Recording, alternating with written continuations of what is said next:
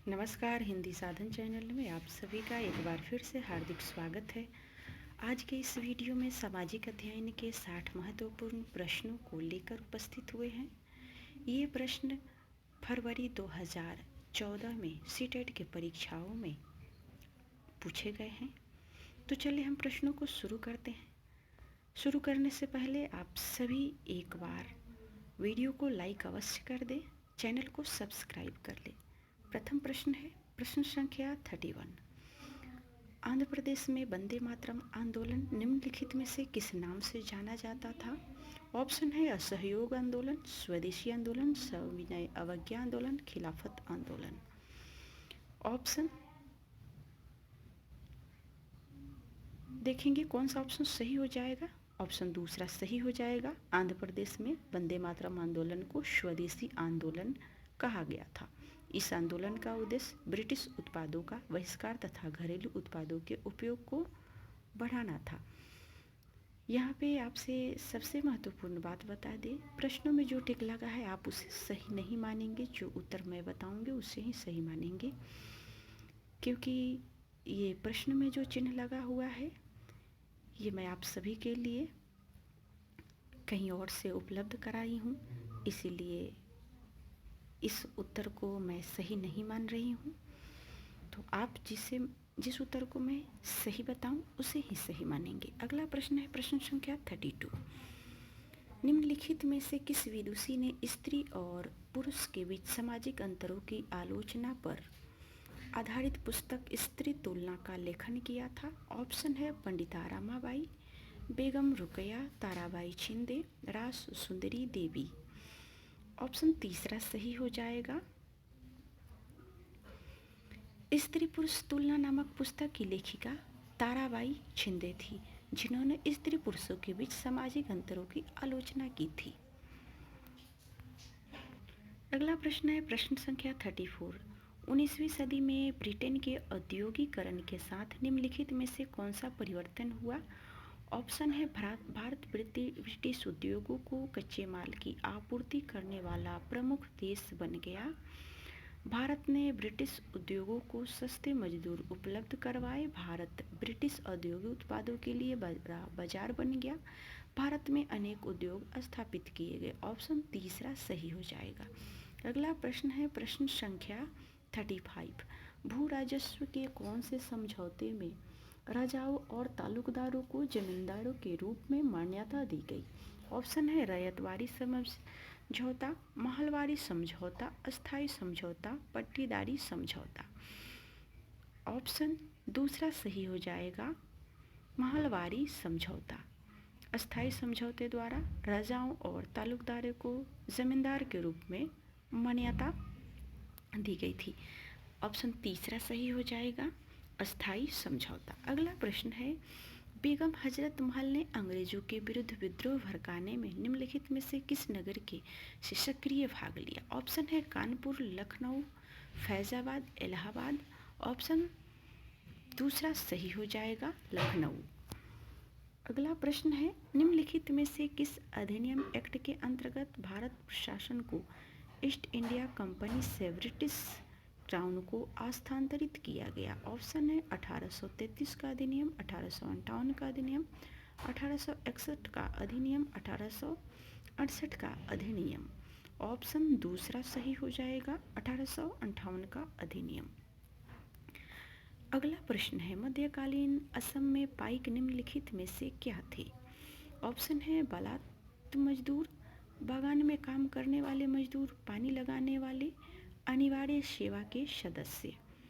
Option पहला सही हो जाएगा, बालात मजदूर। अगला प्रश्न है मणिग्राम और नानदेसी निम्नलिखित में से क्या थे? ऑप्शन है चोल काल के प्रसिद्ध शहर, दक्षिण भारत के प्रसिद्ध व्यापार संघ, चोल शासक की प्रशासनिक इकाइयाँ, ब्राह्मणों को ब्राह्मणदेय के रूप में दिए गए प्रसिद्ध गांव। ऑप्शन दूसरा सही हो जाएगा, मणिग्राम और नानदेसी दक्षिण भारत के दो प्रसिद्ध व्यापार संघ थे। दूसरा ऑप्शन सही हो जाएगा। अगला प्रश्न है नीचे कुछ स्थानों एवं वर्तमान राज्य के नाम दिए गए हैं जहां अनाज और पालतू पशुओं के प्रमाण साक्ष्य पाए गए। ऑप्शन स्थान देखेंगे, वर्तमान राज्य देखेंगे। चिरान कश्मीर, कोलदेहवा उत्तर प्रदेश, बरझोम आंध्र प्रदेश, हालोड़ बिहार। इसका सही जोड़े आपको लगाने हैं। चिरांद कहाँ पे है? ऑप्शन आप देखेंगे और बताएंगे।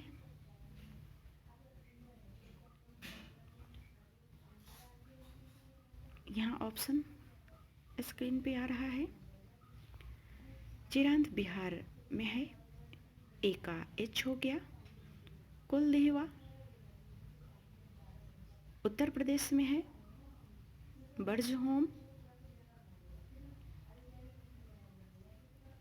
कश्मीर में। हालोड़ ये आंध्र प्रदेश में है। अगला प्रश्न है प्रश्न संख्या 41। ऋग्वेद में गंगा और यमुना नदी का डैश बार नाम आया है। ऑप्शन है लगभग 1000, 100, 12, 1। ऑप्शन चौथा सही हो जाएगा। ऋग्वेद में गंगा और यमुना नदी का नाम एक बार आया है। अगला प्रश्न है निम्नलिखित में से कौन सी विशेषता बौद्ध और जैन दोनों धर्मों के है। ऑप्शन है केवल वही सच्चा ज्ञान प्राप्त कर सकते हैं जो घर त्याग देते हैं। इन दोनों धर्मों का मुख्यतः व्यापारियों का समर्थन प्राप्त था। मुक्ति पाने के लिए मनुष्य को अपने वस्त्रों सहित सब कुछ त्यागना होता है। अधिक पाने की निरंतर इच्छा को मध्य वर्ग अपनाकर समाप्त किया जा सकता है। ऑप्शन पहला सही हो जाएगा। बौद्ध और जैन दोनों धर्मों में केवल वही सच्चा ज्ञान प्राप्त कर सकता है जो घर त्याग देता है। इन दोनों धर्मों की विशेषता थी। अगला प्रश्न है निम्नलिखित में से किसने कहा था कि उच्च जातियों का उनकी भूमि पर कोई अधिकार नहीं, क्योंकि वास्तव में भूमि का संबंध देशज लोगों से अर्थात यथाकथित निम्न जातियों से। ऑप्शन है श्री नारायण गुरु, हरिदास ठाकुर, घासीदास, ज्योतिराव फुले। ऑप्शन चौथा सही हो जाएगा। ज्योतिराव फुले के अनुसार उच्च जाति के लोगों को उनकी भूमि पर कोई अधिकार नहीं होना चाहिए, क्योंकि कमजोर और पिछड़े वर्ग के द्वारा ही भूमि का सही उपयोग किया जाता है। अगला प्रश्न है शाहजहां द्वारा दीवाने आम बनवाने के संदर्भ में निम्नलिखित में से कौन सा कथन उपयुक्त है। ऑप्शन है ताजमहल का सफ़ेद संगमरमर शक्ति का प्रतीक है। राजा का न्याय छोटे बड़े को एक समान मानता है। प्रजा में संतोष बेहतर शासन में सहायता करता है। अपराध की दर नियंत्रित करना आवश्यक था। ऑप्शन दूसरा सही हो जाएगा। राजा का न्याय छोटे बड़े को एक समान मानता है। अगला प्रश्न है प्रश्न संख्या 45।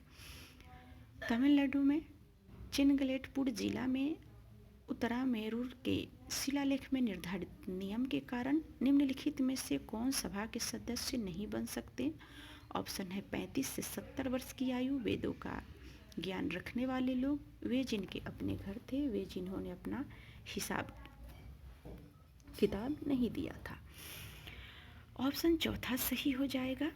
अगला प्रश्न है निम्नलिखित में से कौन सा तथ्य भारत के उत्तरी भागों में गांव प्रमुख ग्राम भोजक के विषय में सत्य नहीं है।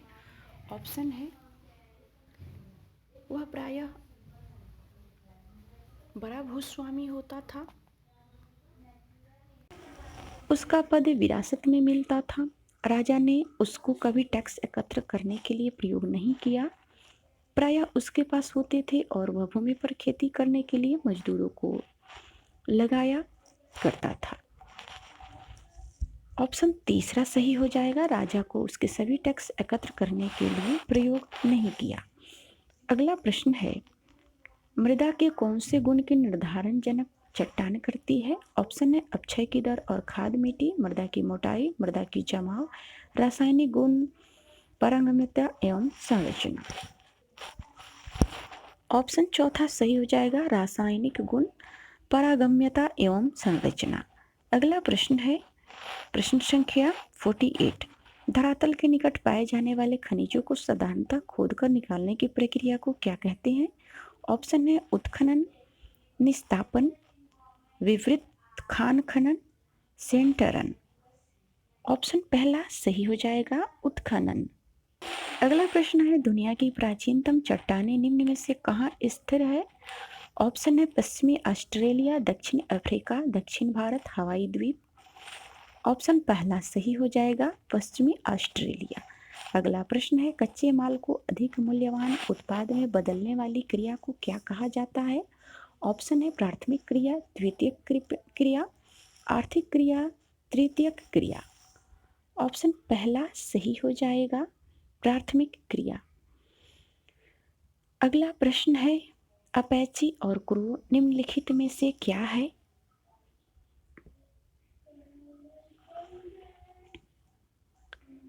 प्रश्न संख्या 50, इसका सही उत्तर हो जाएगा द्वितीयक क्रिया।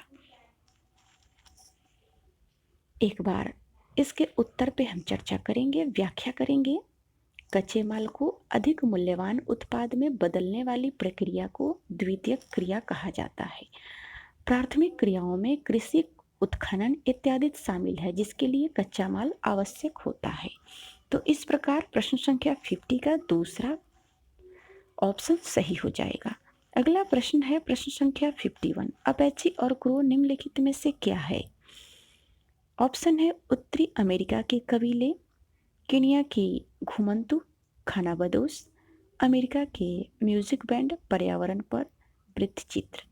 ऑप्शन पहला सही हो जाएगा, उत्तरी अमेरिका के कबीले। अगला प्रश्न है, निम्नलिखित में से कौन सा सनराइज उद्योग का एक उदाहरण है? ऑप्शन है सूचना प्रौद्योगिकी उद्योग, खाद्य तेल उद्योग, कागज उद्योग, पटसन उद्योग। ऑप्शन चौथा सही हो जाएगा, पटसन उद्योग। अगला प्रश्न है, निम्नलिखित में से किस क्षेत्र को विश्व का फलोद्यान कहा जाता है? ऑप्शन है दक्षिण अफ्रीका का ऑरेंज क्षेत्र, भारत की कश्मीर घाटी, भूमध्य क्षेत्र, ऑस्ट्रेलिया में क्वींसलैंड। ऑप्शन तीसरा सही हो जाएगा, भूमध्य क्षेत्र। भूमध्य क्षेत्र को विश्व का फलोद्यान कहा जाता है। इस क्षेत्र में अधिकांशतः खट्टे फलों की पैदावार अधिक होती है। अगला प्रश्न है, निम्नलिखित में से कौन जहाजों के नौकायन में सहायता करता है? ऑप्शन है उच्च ज्वारीय क्षेत्र, कम ज्वार का क्षेत्र, ऐसे क्षेत्र जहां गर्म समुद्री धाराएं और शीत समुद्री धाराएं मिलती है, समुद्री धाराओं का क्षेत्र। ऑप्शन पहला सही हो जाएगा, उच्च ज्वारीय क्षेत्र। उच्च ज्वारीय क्षेत्र नौकायन में मदद करता है। उच्च ज्वार के साथ जहाज तेजी से घूमती है।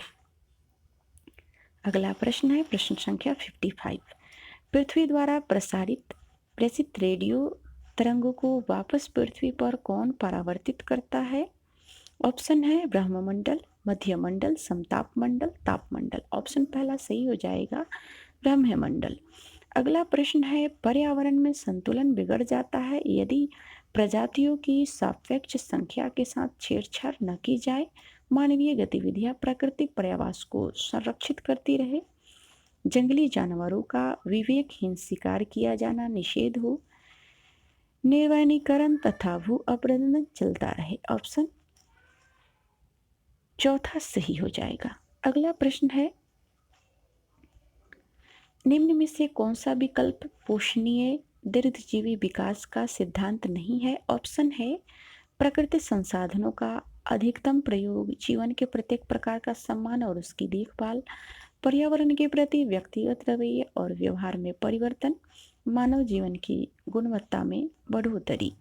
ऑप्शन पहला सही हो जाएगा, प्रकृति संसाधनों का अधिकतम प्रयोग। अगला प्रश्न है, दो शहरें एन और एम ग्रीनविच के क्रमशः 15 डिग्री पूर्व तथा 15 डिग्री पश्चिम पर स्थित है। इन दो शहरों के समय में कितना अंतर होगा? ऑप्शन है 30 मिनट, 1 घंटा, 1 घंटा 30 मिनट, 2 घंटे। ऑप्शन चौथा सही हो जाएगा, 2 घंटे। ग्रीनविच मुख्य भूमध्य रेखा 0 डिग्री देशांतर रेखा पर होती है।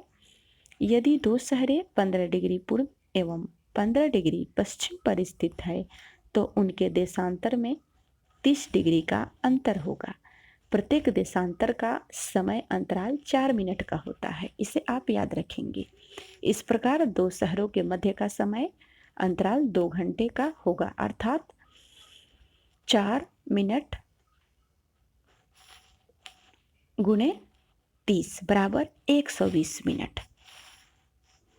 अगला प्रश्न है न्यूनतम वेतन अधिनियम। ऑप्शन है निश्चित करता है कि मजदूरों को न्यूनतम वेतन मिलना चाहिए, निश्चित करता है कि वेतन एक निश्चित न्यूनतम से कम नहीं होना चाहिए, नियोगकर्ता के और कर्मचारियों का न्यूनतम वेतन निश्चित करने की छूट देता है, संगठित क्षेत्र के केवल सरकारी कर्मचारियों के लिए है। ऑप्शन दूसरा सही हो जाएगा।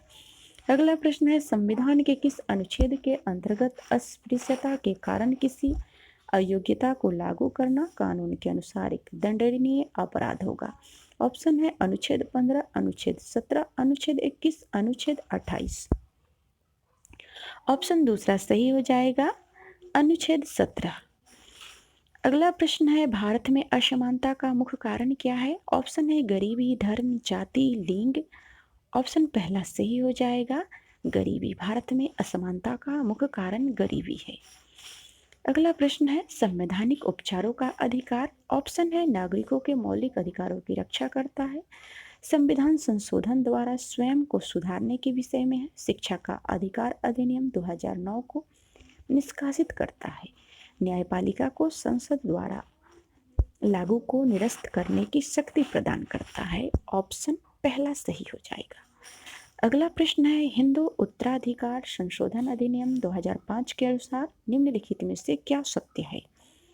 परिवार के केवल पुत्रों अथवा पुरुष सदस्यों को ही पारिवारिक संपत्ति में अधिकार प्राप्त है, केवल पत्नी को अपने दिवंगत पति की संपत्ति में उत्तराधिकार है, पुत्रों पुत्रियों और उनकी माताओं का पारिवारिक संपत्ति में बराबर हिस्सा होता है, आर्य समाज के अनुयायियों पर यह अधिनियम लागू नहीं होता। ऑप्शन तीसरा सही हो जाएगा। अगला प्रश्न है निम्नलिखित में से कौन सा कार्य राज्य सरकार का है। ऑप्शन है पाकिस्तान और बांग्लादेश के साथ शांतिपूर्वक संबंध बनाना, 10वीं कक्षा में बोर्ड परीक्षा को बंद करना, नई दिल्ली और वास्को डी गामा के बीच नई गाड़ी चलाना, 1000 रुपए के नोट पर नया डिजाइन लागू करना। ऑप्शन दूसरा सही हो जाएगा। 10वीं कक्षा में बोर्ड परीक्षा को बंद कराने का कार्य राज्य सरकार का है। संविधान के अनुसार शिक्षा को संयुक्त सूची में शामिल किया गया है, राज्य और केंद्रीय सरकार दोनों संयुक्त सूची में शामिल विषयों के संबंध में निर्णय लेने का अधिकार है, अन्य विकल्पों को केंद्रीय सूची में शामिल नहीं किया गया है। अगला प्रश्न है प्रश्न संख्या 65। दलित और आदिवासी लड़कियों द्वारा स्कूल छोड़ने की दर सबसे अधिक है। ऑप्शन है क्योंकि उनके माता पिता शिक्षा को महत्व नहीं देते, गरीबी और सामाजिक भेदभाव के कारण, लड़कियों के लिए अलग स्कूल नहीं मिलने के कारण, शिक्षा का लाभ लड़की के ससुराल वालों को मिलने के कारण। ऑप्शन दूसरा सही हो जाएगा। अगला प्रश्न है निम्नलिखित में से कौन सा विज्ञापन सामाजिक नहीं है। ऑप्शन है अतिथि देवो भव, जीवन बीमा, जिंदगी के साथ जिंदगी के बाद, लेन में गाड़ी लगाना बुद्धिमत्तापूर्ण है, पानी की प्रत्येक बूंद बचाइए। ऑप्शन दूसरा सही हो जाएगा। अगला प्रश्न है ऐसे मुद्दे की पहचान कीजिए जिसके महत्वपूर्ण होने के बावजूद मीडिया ने शायद ही उस पर ध्यान दिया है। ऑप्शन है हत्याएं, भवनों को गिरना, लैंगिक संवेदनशीलता, पीने का पानी। ऑप्शन चौथा सही हो जाएगा, पीने का पानी। पीने का पानी महत्वपूर्ण विषय है परंतु मीडिया द्वारा इस पर अधिक ध्यान नहीं दिया जाता। अगला प्रश्न है प्रश्न संख्या 68। न्यायपालिका के संदर्भ में निम्नलिखित प्रावधानों में से भिन्न को पहचानिए। ऑप्शन है शक्तियों का पृथक्करण, एक बार नियुक्ति के बाद न्यायाधीश को हटाना बहुत कठिन है, न्यायाधीशों की नियुक्ति सरकारी हस्तक्षेप के बिना होती है, न्यायाधीशों का सेवाकाल निश्चित होता है। ऑप्शन पहला सही हो जाएगा, शक्ति का पृथक्करण असमान होता है। अन्य 3 विकल्प न्यायाधीशों की नियुक्ति एवं सेवा क्षेत्र से संबंधित होते हैं। अगला प्रश्न है प्रश्न संख्या 69। सर्वोच्च न्यायालय द्वारा निर्धारित डीके वसु दिशा निर्देश निम्नलिखित में से किसके बारे में है। ऑप्शन है कार्यस्थलों पर महिलाओं के साथ यौन उत्पीड़न को रोकना, स्कूलों में बच्चे को यौन अपराधों से बचाना, किसी व्यक्ति को गिरफ्तार रोके रखने तथा उससे पूछताछ करने के लिए विभिन्न एजेंसियों द्वारा प्रयोग किए जाने वाले तरीके, किसी चुनाव क्षेत्र में पुनः चुनाव के लिए अपनाई जाने वाली विधियाँ। ऑप्शन तीसरा सही हो जाएगा। अगला प्रश्न है प्रश्न संख्या 70। सुभाष कुमार बनाम बिहार राज्य 1951 के मामले में सर्वोच्च न्यायालय निम्नलिखित में से क्या निर्णय दिया था? ऑप्शन है स्वतंत्रता के अधिकार में सरकार की आलोचना करना शामिल है, जीवन के अधिकार में प्रदूषण मुक्त पानी और हवा पर अधिकार शामिल है, धार्मिक स्वतंत्रता के अधिकार में अन्य धर्मों की आलोचना करना शामिल है, समानता के अधिकार द्वारा प्राइवेट कंपनियों पर नौकरियों में आरक्षण देने के लिए दिया जाना चाहिए। ऑप्शन दूसरा सही हो जाएगा। अगला प्रश्न है प्रश्न संख्या 71। वर्तमान विद्यालय आधारित आकलन में पारंपरिक बाहरी परीक्षा की किस विशेषता को शामिल नहीं किया जाता? ऑप्शन है सुव्यवस्थित क्रमबद्ध अधिगम पर बल, अधिगम में के केवल शैक्षिक पक्ष पर बल, शिक्षार्थियों की आवश्यकता पर विचार करना, एक दूसरे के निकट शिक्षार्थियों, शिक्षक और अभिभावकों के बीच सौहार्द। ऑप्शन दूसरा सही हो जाएगा, अधिगम के केवल शैक्षिक पक्ष पर बल। अगला प्रश्न है, एक नए प्रकार के कार्य को देने से पहले शिक्षिका को अपने विद्यार्थियों को अवश्य बताना चाहिए। ऑप्शन है कि आगामी आकलन इस कार्य पर आधारित होगा या नहीं होगा, अंतिम परिणाम में इस कार्य को दिए गए अधिभार के बारे में, कि इस कार्य को करने से प्राप्त अधिगम से उसकी शिक्षिका विद्यार्थियों से अपेक्षाएं क्या है, इस कार्य को करने के लिए आवश्यक पूर्व अनुभव के बारे में जो शिक्षार्थियों में अवश्य ही होना चाहिए। ऑप्शन तीसरा सही हो जाएगा। अगला प्रश्न है, सामाजिक विज्ञान के अध्यापकों के लिए क्षमता निर्माण कार्यक्रम अनिवार्य है क्योंकि? ऑप्शन है ये उनके व्यावसायिक प्रगति से संबंधित है, उनके वेतन में वृद्धि क्षमता निर्माण कार्यक्रम पर निर्भर करती है, अध्यापकों को व्यस्त रखने के लिए केमा सीवोल्ट ने स्कूलों को ऐसे कार्यक्रम करने को कहा है, उन्हें सामाजिक विज्ञान के विभिन्न घटकों की अवधारणाओं और शिक्षण पद्धति में स्पष्टता की जरूरत है। ऑप्शन चौथा सही हो जाएगा। अगला प्रश्न है, सामाजिक विज्ञान की किसी कक्षा में निम्नलिखित में से कौन सा तरीका यह समझने के लिए उपयुक्त है कि ग्रामीण क्षेत्रों में सार्वजनिक और खुले स्थान तेजी से लुप्त हो रहे हैं? ऑप्शन है कंप्यूटरों की सहायता से प्रस्तुति करना, निर्धारित पाठ सामग्री के आधार पर परिचर्चा, सर्वेक्षण परियोजना, विषय पर समूह में चर्चा। ऑप्शन तीसरा सही हो जाएगा, सर्वेक्षण परियोजना। अगला प्रश्न है, राष्ट्रीय शिक्षा नीति एनपीई 1986 ने निम्नलिखित में से किसके लिए एकीकृत कार्यक्रम विकसित करने का सुझाव दिया था? ऑप्शन है लड़के और लड़कियों की सहशिक्षा के लिए, मानसिक रूप से विकलांगों की शिक्षा के लिए, विकलांग बच्चों के नियमित स्कूल में पढ़ने के लिए, विकलांग बच्चों के विशेष स्कूलों में पढ़ने के लिए। ऑप्शन तीसरा सही हो जाएगा। अगला प्रश्न है, 8वीं कक्षा की एक छात्रा किसी दिए गए विषय पर लिखने में अक्षम होने के कारण परेशान है। उसकी अध्यापिका उसे सलाह देती है कि वह दिए गए कार्य को ऐसे भागों में बांटकर करे जिसकी उसको अच्छी तरह से समझ हो। इस तरीके के लिए निम्नलिखित में से कौन सा अधिक उपयुक्त है? ऑप्शन देख लेते हैं। शुरू में ही अच्छी तरह से आने वाले विषय को लिख ले तथा फिर उसमें सामग्री जोड़े कि वह विषय किस प्रकार से दिए हुए कार्य से संबंधित है। विषय से संबंधित पुस्तकें, लेखों और वेबसाइटों के एक निर्देशांक तैयार करें। विषय से संबंधित जानकारी देने वाले 2 स्रोत खोजें और उनके बीच एक ही समानताएं ढूंढें। एक पत्र इन पेपर तैयार करें। इससे किसी मित्र को सुनाकर निर्धारित करें कि किन भागों में सुधार करने की जरूरत है। ऑप्शन पहला सही हो जाएगा। अगला प्रश्न है प्रश्न संख्या 79। निम्नलिखित में से किस उपागम को एनसीईआरटी द्वारा प्रकाशित पाठ्यपुस्तक सामाजिक और राजनीतिक जीवन में निहित विचारों से विद्यार्थियों को अवगत करवाने के लिए अधिक प्रयोग किया गया है? ऑप्शन है घटनाक्रम, ग्राफ, चार्ट, कहानी, वोट। ऑप्शन चौथा सही हो जाएगा, कहानी, वोट। अगला प्रश्न है प्रश्न संख्या 80। सामाजिक विज्ञान की पाठ्य सामग्री को, ऑप्शन है सामाजिक मुद्दे और समाधान की व्यापक जानकारी देनी चाहिए, केवल सामाजिक यथार्थ के मुद्दों पर अधिक ध्यान देना चाहिए और शोध की वैज्ञानिक तरीकों को प्रोत्साहित नहीं करना चाहिए। विद्यार्थियों के इतिहास, भूगोल, भारत की राजनीतिक के बारे में जागरूकता बढ़ाने का उद्देश्य तथा उनमें अंतर संबंध रखना चाहिए।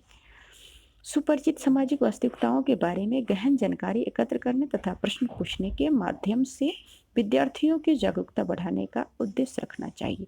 ऑप्शन चौथा सही हो जाएगा। अगला प्रश्न है, पाठ्यपुस्तकों को सभी क्षेत्रों और सामाजिक समूहों का प्रतिनिधित्व करने वाली बनाने के लिए। ऑप्शन है, पाठ्यपुस्तकों के सभी क्षेत्रों और सामाजिक समूहों से संबंधित सामग्री जोड़ी जानी चाहिए। स्थानीय संसाधनों से प्रासंगिक स्थानीय सामग्री शिक्षण अधिगम प्रक्रिया का भाग होनी चाहिए।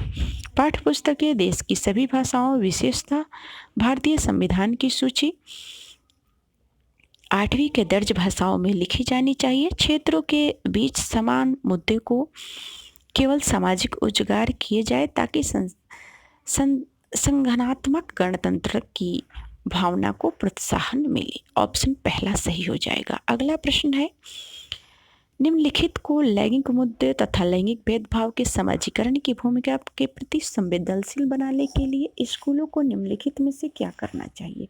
ऑप्शन, टीम शिक्षण को प्रोत्साहित करना चाहिए तथा पुरुष और महिला अध्यापकों को शामिल करना चाहिए। प्रख्यात और विद्वान वक्ताओं को आमंत्रित करके लैंगिक संवेदनशीलता पर सेमिनार आयोजन करना चाहिए। अध्यापकों को केस अध्ययन के लिए कहना चाहिए तथा उनसे अच्छे उदाहरण मांगने चाहिए। ऐसे नियम बनाने चाहिए जिससे लड़के लड़कियों के साथ भेदभाव का व्यवहार नहीं कर सके। ऑप्शन तीसरा सही हो जाएगा। अगला प्रश्न है, राज्य सरकार के कार्यों पर चर्चा करते हुए स्वास्थ्य, जल, यातायात इत्यादि से संबंधित मुद्दों पर चर्चा की जा सकती है, जिससे विद्यार्थियों को इन मुद्दे पर उन्हें राज्य द्वारा दिए जाने वाले प्रयासों की जानकारी मिल सके।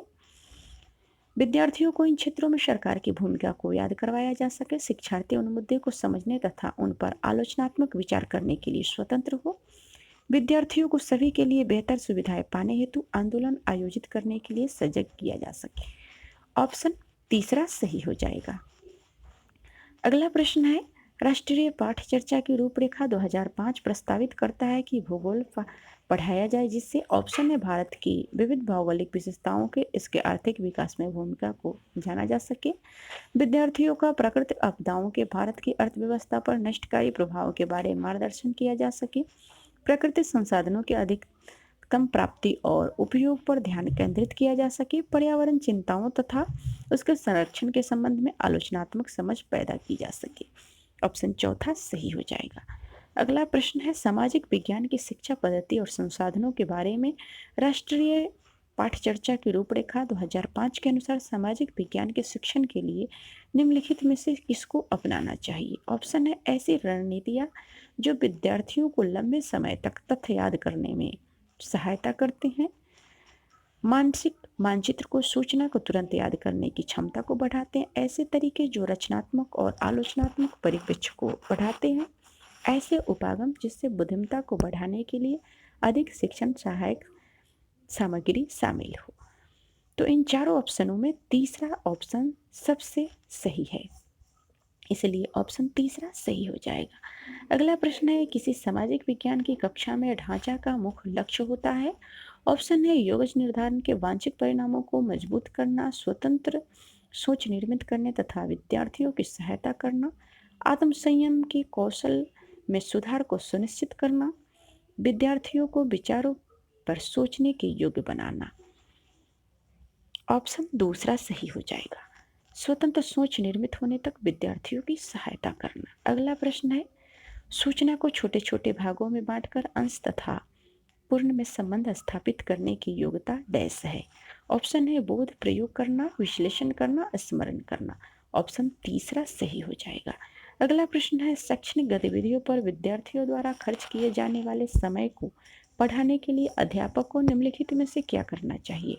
ऑप्शन है, कक्षा की गतिविधियों तथा संक्रमण काल के लिए योजना बनाने, पढ़ाने और समय सारणी लागू करना, मूल विषयों के प्रति सप्ताह कम से कम 2 बार गृह कार्य दें, विद्यार्थियों को कक्षा में चर्चा करने से पहले 2 बार विषयों को पढ़ने के लिए कहें, नई विषय सामग्री को सामग्री पर प्रश्नोत्तर सत्र के साथ प्रस्तुत करें।